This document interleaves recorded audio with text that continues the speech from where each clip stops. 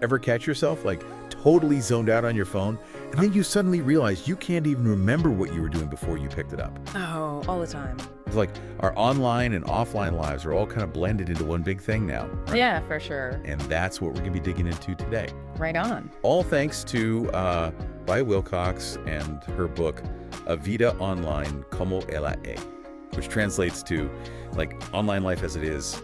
It's super fitting, I think. We've got a ton of great material from her work that we're going to unpack for everyone today. Awesome. So for folks who maybe haven't crossed paths with By Wilcox before, she's got this background in, radio and journalism. And I think it really shows in how she writes. Like, she's just so good at picking up on those small shifts in, how we live our daily lives and how we connect with each other. She's a really sharp observer of just like human relationships and how those relationships are evolving in this digital age. Definitely. And in this deep dive, we want to explore some of the big ideas from her work, like how technology and the internet, they're changing everything, right? Everything from like how we date and have relationships to how we think about like privacy and ethics, and even like how all this stuff affects our mental health. That's a lot to unpack, that's for sure. For real. But before we get too far, we should start with this idea that like online and offline, they're not really separate anymore, are they? Not at all. Like it all just bleeds together now. Yeah. Alexander Roldan, I think it was, who talked about this being an, quote, an involuntary exercise of contradiction, unquote. And I thought that was so spot on, It is. Like we're living in this world that's still got pieces of the pre-digital past, but then we're also totally immersed in this like super intensely online present. It's a constant tug of war, for sure. It is. And think about how technology has really just like infiltrated everything. Yeah. Like how many of us work online now? A ton of us. And then there's how we connect with people, like relationships. They're all filtered through these screens and algorithms now. It's crazy to think about how different things were even just a generation ago. Totally. And I don't know about you, but I get this feeling sometimes of being like super connected to everyone. Yeah. But then also like completely overwhelmed by it at the same time. There's definitely a double-edged sword to it. You're right. Yeah. And when we talk about the evolution of like human connection, it's interesting to look at Wilcox's work through a modern lens. She touches on how in the past, someone like, say, Nelson Rodriguez might have focused on the more like overt microphysics of power in relationships. Right. But Wilcox, her observations feel way more in tune with how we experience relationships today. It's less about these huge power struggles and more about how technology, in these subtle, everyday ways, shapes how we feel and interact with each other. It's almost like technology's micromanaging our relationships now. Yeah, totally. And that brings us to, relationships in the digital age, which can be a bit of a minefield sometimes. For sure. Like technology seems to make everything more complicated, especially when you're talking about trust and infidelity. Absolutely. There are some relatable but maybe kind of uncomfortable examples in the book. Oh, yeah. Like there's the story about Claudio and Sofia. They seem to have a good marriage, Okay. But then Claudio gets super fixated on what his sister-in-law is doing online. Oh, wow. And it's not like a physical affair or anything, but it's still this big emotional focus for him. It's making me think about where the line is, Like, where does betrayal actually begin? Exactly. Because what Claudia is doing, even though it's not physical, it's clearly affecting his marriage. And he's keeping this huge secret from his wife. Right. And then there's Bernardo and Elaine, who gets all jealous because she's constantly messaging her business partner online. It shows how easy it is to get suspicious, Just from seeing digital exchanges, like just the idea that there's some kind of intimacy happening online can bring up all these insecurities offline. Yeah, for sure. And Wilcox uses this term, virtual betrayals. I like that, virtual betrayals. And for a lot of people, these online interactions, even if there's no physical contact, they totally count as cheating. Like the digital age has just created so many more, quote, windows of opportunity, end quote, for people to be tempted. It's kind of wild to think about, like, this technology that's supposed to connect us is actually creating all these new ways to disconnect from each other. Yeah, totally. And when you look at the research, it kind of backs that up, Yeah. There was that study in England, I think, that found a link between social media use and like a pretty significant percentage of separations and divorces. Wow, really? Yeah, like a third of them, I think. And obviously, social media isn't the sole cause, but it definitely shows how these online spaces can create problems in relationships, you know? Yeah, it makes sense. Like, social media can be a breeding ground for arguments and mistrust. Exactly. It shows how important it is for couples to talk about what's okay and not okay online, set some ground rules. Absolutely. Communication is key, especially in the digital age. For sure. Okay, moving on to online dating, which, oh my gosh, what a world that is. A whole other universe. It really is. Yeah. The book gives these little snapshots into it. Okay. Like, there's this one about Diego and Mayara who, they connected online, but it was mostly based on looks. Right. And then they realized, oh, we're actually not that compatible beyond the surface level. It happened. And then there's Anna Paula, who's juggling multiple online relationships at the same time. Oh, wow.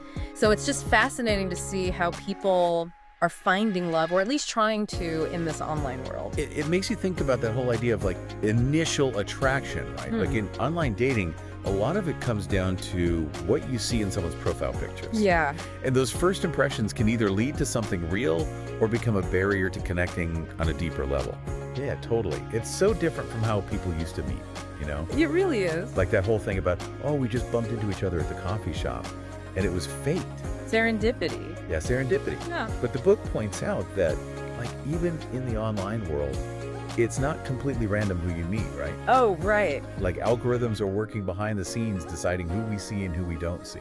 Yeah, there's definitely some manipulation going on there. It's like manufactured serendipity. Yeah. The platform's choosing who you might randomly encounter. Right. It's not as organic as it seems. No, not at all. Yeah. And it's not just romantic connections either, right? Yeah. Like the book talks about platonic online relationships and even online crushes. Like that one about Arnaldo? Yeah, Arnaldo, who had this crush on someone he'd never even met in person. Yeah, it shows how much of our emotional lives are playing out online now. Totally. It's like a whole other layer of our lives, and it's having a real impact on us. It is.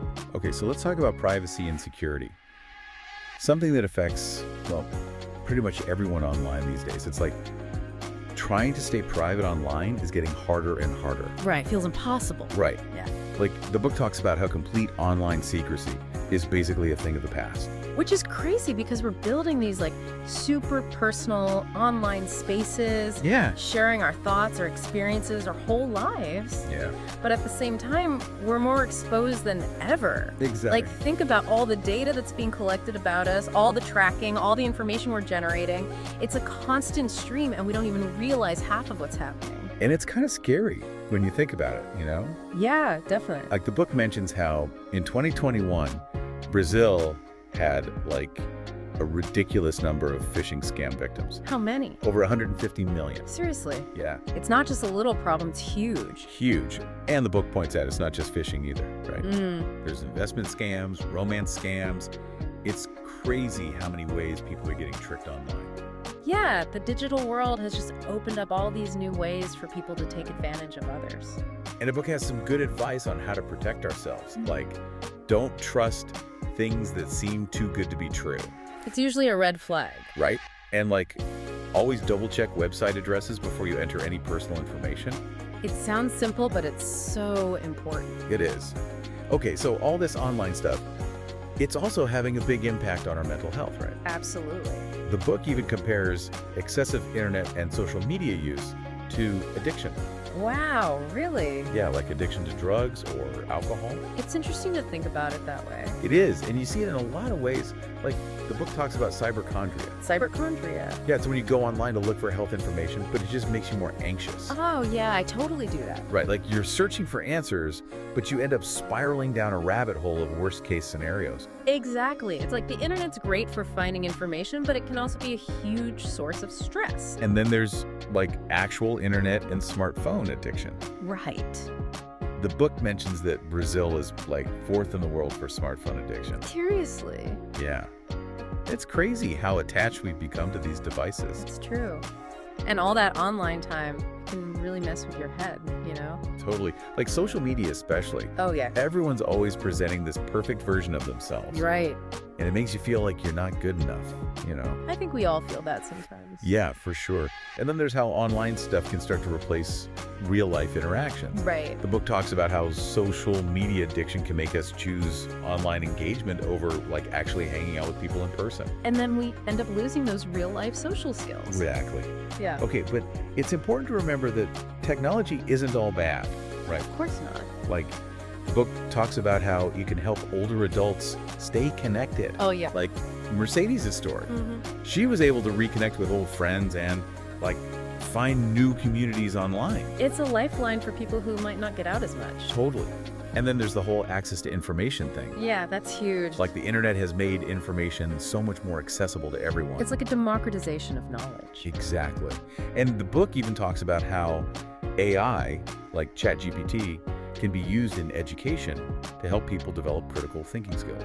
That's pretty cool. It is. It shows that these technologies can be used for good, you know? Absolutely. But I think it's important to have at least a basic understanding of how these things work. Oh, for sure. The book has a great glossary, by the way, that explains terms like cookies and blockchain and cyberbullying and SEO. Oh, that's helpful. It is. It's good to have at least a working knowledge of the digital landscape. Totally. So, how do we navigate all this stuff mindfully? That's the million-dollar question. It is. It's a good question. And the book really emphasizes that we need to be intentional about, making time for our real-life relationships. Right. And prioritizing offline activities. Like actually putting the phone down and disconnecting for a while. Yeah, exactly.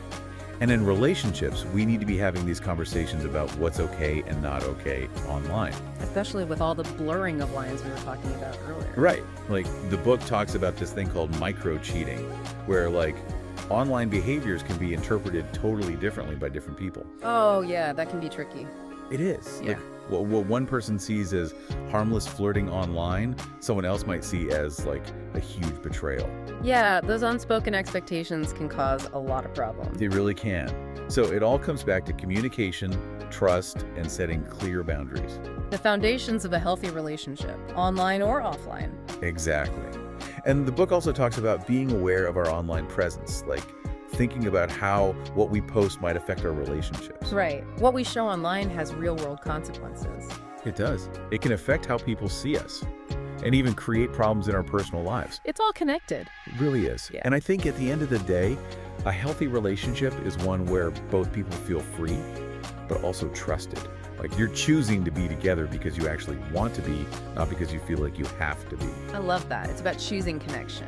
Exactly. Yeah. So wrapping up our deep dive into A Vida online como ella es, it's clear that technology's impact on our lives is, like, super complex. There's so much to consider. It's not just good or bad. It's both. Yeah.